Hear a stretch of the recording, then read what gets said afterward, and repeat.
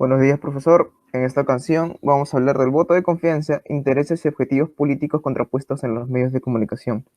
Esta exposición debió ser hace unos días, pero debido por falta de tiempo, hemos decidido hacer un video para que pueda saber qué cosa íbamos a hablar en su clase. Los integrantes de este grupo somos Gamboa y Gran Ricardo, López Fumayoglia Sebastián, Mesa Guamantica Camila y el que les habla Pérez Medina Christopher. Siguiente, por favor. Antes de empezar a hablar del tema, vamos a ver qué significa una cuestión de confianza o el voto de confianza. Pues es un mecanismo constitucional por el cual el Poder Ejecutivo puede consultar al Congreso de la República sobre el tema que estime conveniente, si aún cuenta con su confianza para seguir gobernando. Para la presentación del voto de confianza, el presidente de la República convoca una sesión extraordinaria del Congreso. En esta sesión, el presidente del Consejo de Ministros, acompañado de su gabinete, expone las razones de la solicitud frente al Parlamento. A continuación, el Congreso debate sobre lo planteado y finalmente vota. Para ser aprobado, la cuestión de confianza debe recibir el voto a favor de la mitad más uno del número legal de congresistas, o sea, 66 votos. Siguiente, por favor. Pedro Cateriano. En compañía de su equipo de ministros, expuso por más de 3 horas la política general de su gobierno y las principales políticas que requiere su gestión. Informó que el 29 de julio se tiene un registro alarmante de fallecidos en el Sistema Informático Nacional de Funciones, o sea, en el SINADEF, en el contexto de COVID-19. Recordemos que su exposición fue el 4 de agosto y estamos hablando ya hace un par de semanas. Aunque dijo que se mejorarían los mecanismos de análisis y registro de casos positivos y fallecimientos. Por ello, este año tenía pensado aplicar medidas que eviten la destrucción de más puestos de trabajo y promuevan la creación del empleo digno para más peruanos. También hizo un llamado a la responsabilidad de todos los ciudadanos sobre la nueva normalidad y requiere prudencia, cuidado y sobre todo mucho amor al prójimo y al país. Su objetivo de este año era impulsar una inversión minera, la inversión en infraestructura y la inversión diversificada, tanto a nivel de gran empresa como de pequeña empresa. Al cierre de su discurso, el jefe del gabinete ministerial hizo un llamado de unidad a la clase política a fin de hacerle frente a la pandemia del COVID-19. Tras ello, se inició el debate y al final se contaron los siguientes votos. Siguiente, por favor. A favor votaron 37, en contra 54 y se abstuvieron 34. Somos Perú y Partido Morado votaron a favor de otorgarle la confianza. Podemos votó en contra. UPP votó en contra. PREPAP votó en contra. Fuerza Popular, 2 a favor y 2 en contra. Frente Amplio votó en contra. APP se abstuvo. 2 no agrupados votaron en contra. Y Acción Popular se dividió. Un grupo minoritario vota en contra y otros se abstiene y otros vota a favor. A partir de este hecho, Pedro Cateriano decidió renunciar a su puesto y lo reemplazó Walter Martos, que eso va a exponer mi compañero Sebastián. Siguiente. Walter Martos.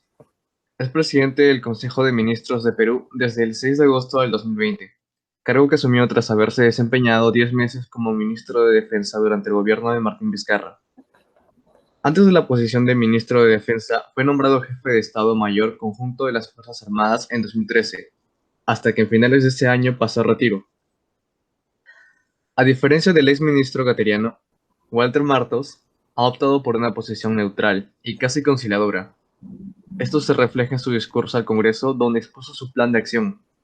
Hemos venido a pedir el voto de confianza, pero también hemos venido a pedir unión y no podremos unirnos mientras no retiremos de nuestros corazones todo tipo de odio y resentimiento. Siguiente.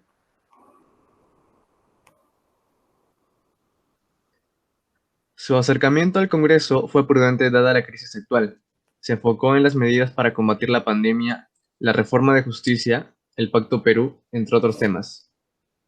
Al final, 115 congresistas le dieron el visto bueno. Solo hubo 5 votos en contra y 4 abstenciones. Esto no significa que el Congreso vaya a ceder en todo. De hecho, unos días después interpelaron al ministro de Educación Martín Benavides. No servirá de nada un nuevo gabinete si los grupos que se tumbaron al anterior premier siguen tratando de poner sus intereses antes que el pueblo. Otro punto es que su discurso ha sido cuestionado en lo económico porque tocó el tema de manera muy somera. Y lo poco que dijo era básicamente lo contrario al discurso de Cateriano. Esto deja dudas de si existe un plan definido por el país o siquiera existe uno.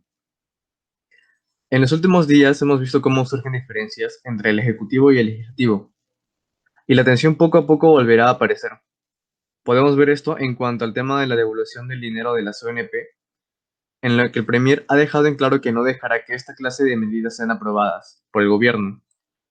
Queda ver cómo es que se desarrolla el panorama político en los siguientes días. Siguiente.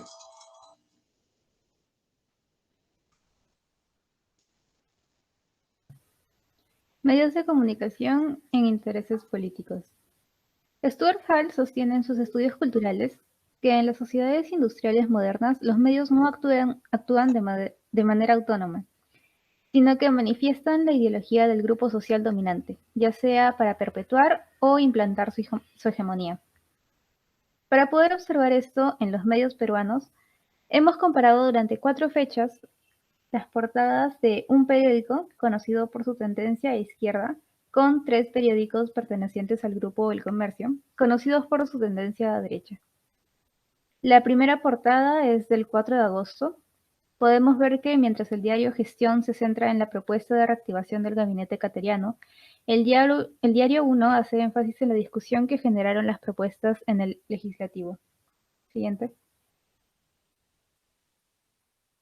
La segunda portada es del 5 de agosto. Aquí el diario Gestión menciona, tal vez con un tono medianamente acusatorio, que el presidente responsabiliza al Congreso por la crisis desatada. En uno de los subtítulos, incluso alega que la reactivación económica queda en vilo. El diario 1 hace mayor énfasis en el pedido de la población por soluciones ante el desastre humanitario. Siguiente. La tercera portada es del 11 de agosto. En esta ocasión, el diario El Comercio menciona el fraccionamiento del Pleno y en subtítulos alega que, aunque algunas bancadas están dispuestas a dar su visto bueno, será complicado conseguir los votos de izquierda. El diario 1 da un espacio para el comentario del partido Frente Amplio, que menciona que se debe plantear una agenda para la población, no para grupos de poder. Siguiente.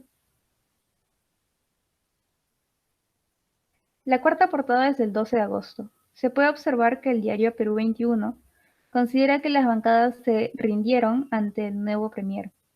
El diario 1 pone como centro la frase que ayude y resalta que el Congreso dio el voto de confianza lleno de cuestionamientos. Se puede observar aquí que se cuestiona la eficacia del nuevo gabinete. Siguiente. Si este análisis lo extendemos un poco más allá, observaremos entonces que muchos otros medios responden a grupos definidos y presentan la noticia de acuerdo a esos intereses. Siguiente. De acuerdo a lo presentado, se pueden llegar a las siguientes conclusiones.